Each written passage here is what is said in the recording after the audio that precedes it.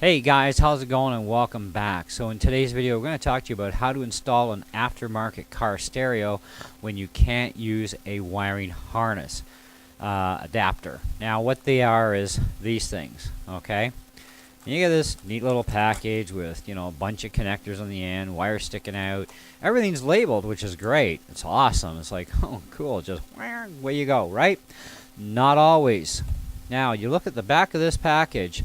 Now you're going to have to look for your vehicle. This is for Toyotas 1981 and up. That means right to present day, okay?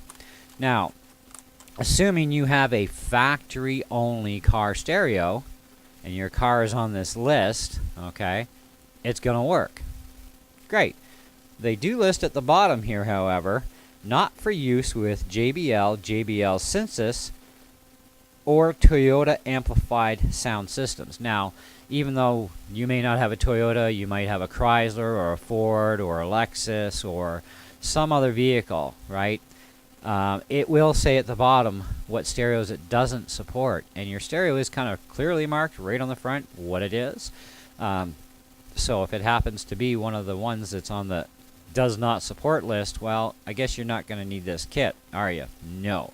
So you'll save yourself some money there. Now, I recently did an install on my buddy's Toyota Highlander because his Highlander is supported. It actually says right on the package for 2001 to 2016 Highlanders. Oh, awesome. He's got a Highlander, so this kit will work. Go buy the kit. Did not know he had a JBL sound system at the time, and nor that it wouldn't have been supported. So he went out, he got it, and then we went and we took his dash apart and we checked to make sure that everything was going to be cool.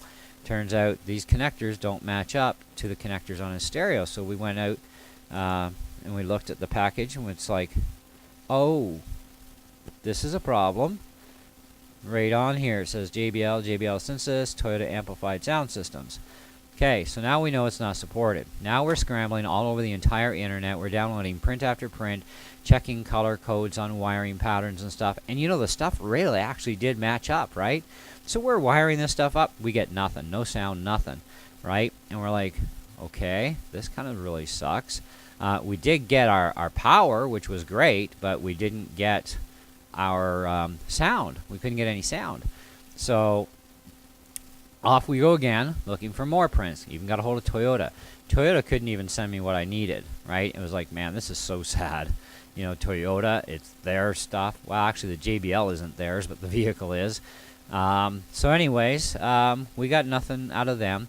I called a professional car installation shop. I mean, I've been doing this for years myself, right? Ever since I was like, yay, hi.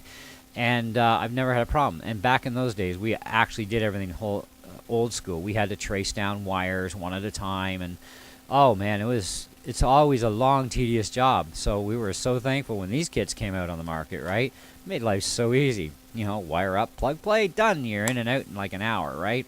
Yeah, so nothing we found turns out to be correct. So I called this place up and they said, well, I have the diagram, but you're not going to get your stereo back online for your amplifier. You're fine with everything else, but I can get the amp online. Well, what is it that I need? Okay, I mean, we don't have $200 to pay you. What do we need? Well, you're going to need a bypass kit or an extension kit. Well, there's two kits, right? One, all it does is extend the wires to give you more wire to play with, and you don't have to cut out your existing harness connectors, right? The other one, you just leave the connectors alone, let them just droop and do nothing. And now what you're going to do is rip apart every car panel off your doors. All your door panels have to come off, and then you're going to have to take trim off the bottom of your running boards on each door, right? And you're going to have to find the way to loop everything through there and snake all this friggin' wire through your entire car and in through doors properly and everything else. And then you can have a connector on the end where you'll probably end up using this, or actually you would end up using this because there's a connector head on the end of that wiring harness. So then you would need this harness because basically it turns into a standard Toyota or standard whatever deck system. So then you would be able to use this with your new aftermarket deck. Well, that's great. It gives me 4 speakers. I got left and right control, I've got fader control, but I have no amplifier, so I have to rely on whatever power the stereo has. Now some people are happy with 25 watts a channel, 50 watts a channel, whatever, and you can still put power amps in, whatever that stuff is you want, aftermarket, subwoofers, all that jazz.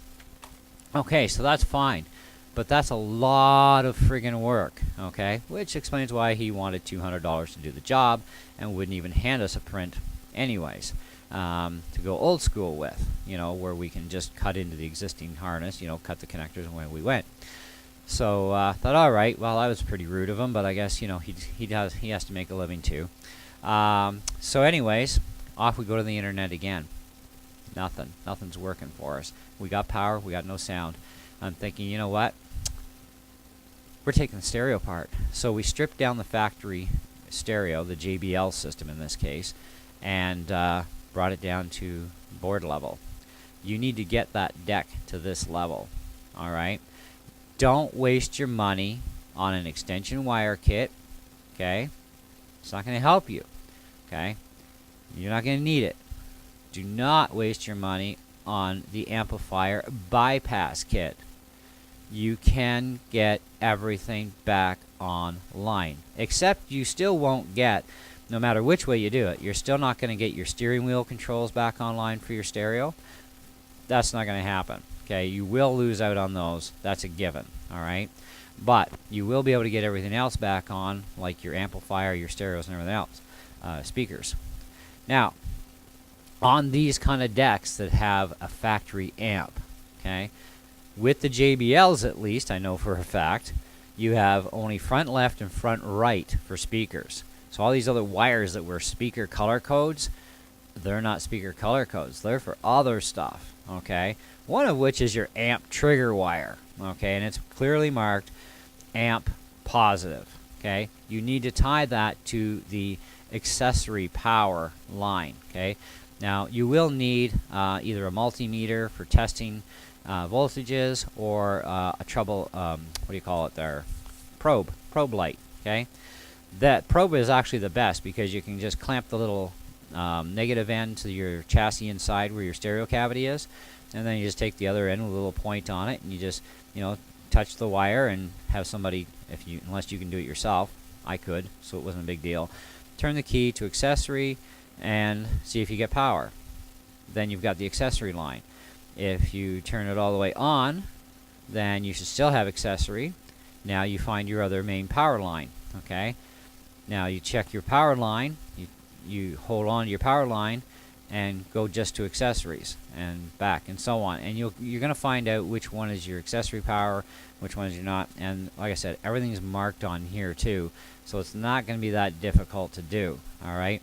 In fact, I believe it, if I remember correctly, the blue and black or purple and black wire was actually the main power on this one, and there was a gray wire and the purple wire on here, which was the amp trigger.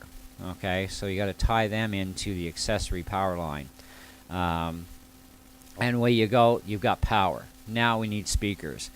Now to read this little diagram here, you just need to read the label. Okay, so we have a pin that says ground. By the way, you only need one ground wire here.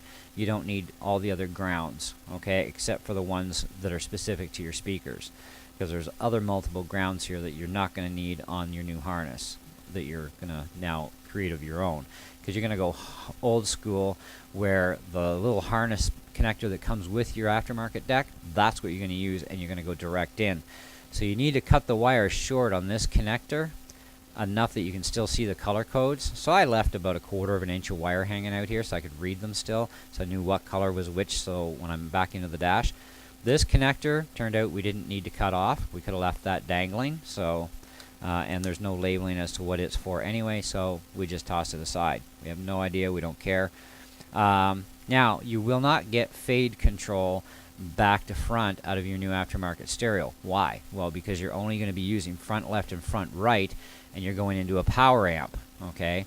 And the power amp's going to feed its power to all 4 speakers. So you'll get left and right side to side, okay, front and rear, but you're not going to get fader control where you can put more to the back or more to the front type of thing. That's not going to happen because in the aftermarket deck, you will not be using the rear left and rear right speaker wires.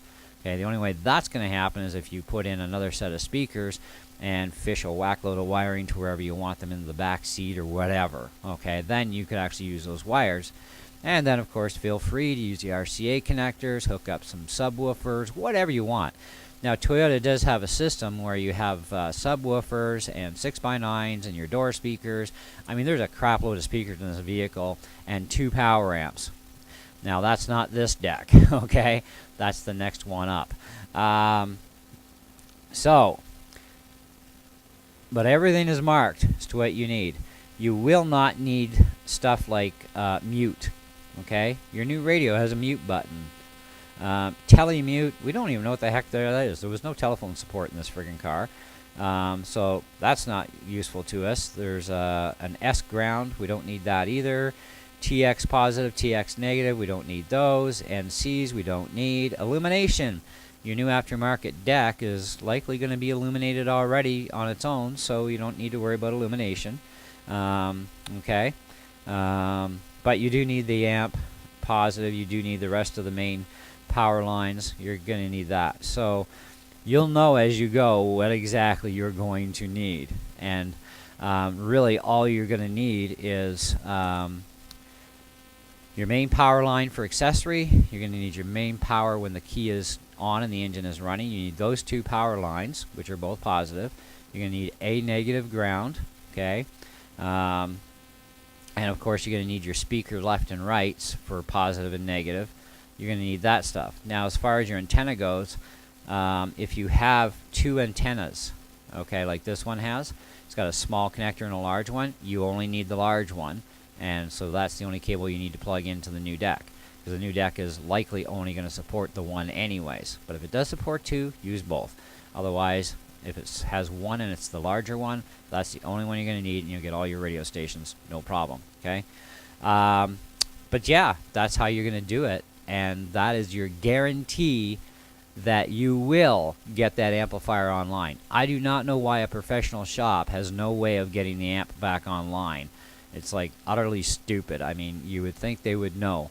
But I guess with the bypass kit, where you have to refeed all these wires through everything again, it's not going to support an amplifier. That's why they call it an amplifier bypass kit. So obviously they didn't know. And this is a pro shop that's been in town there for like several years, okay?